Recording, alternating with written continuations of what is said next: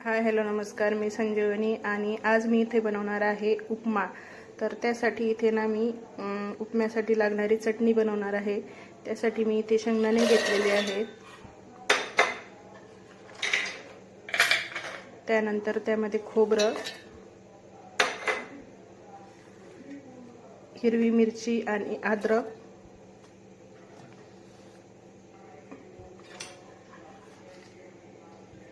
चवीनुसार थोडंसं मीठ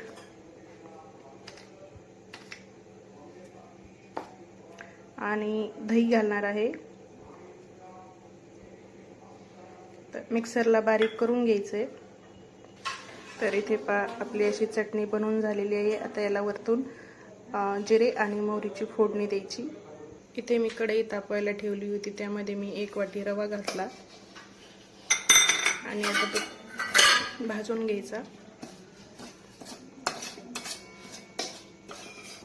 इथे ना आपला रवा भाजून झालेला होता। त्यानंतर इथे कढईमध्ये 1 चमचा तेल घातलं। त्यानंतर थोडीशी मोहरी, 2 ते 3 बारीक करून घेतलेल्या मिरच्या,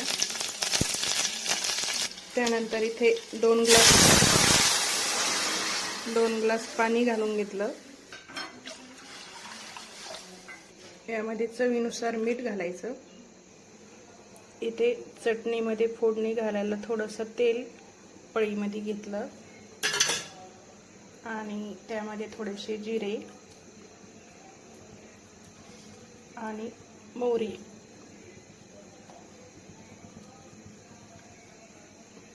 थोडीशी तडतडू द्यायची।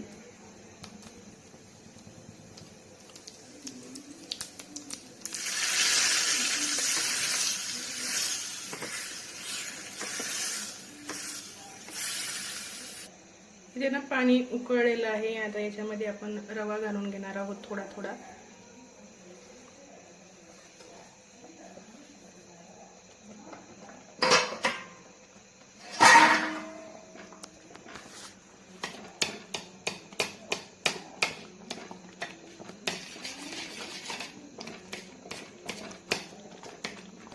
तर इथे आपला रवा तयार आहे। तर इथे आपला रवा तयार झालेला आहे।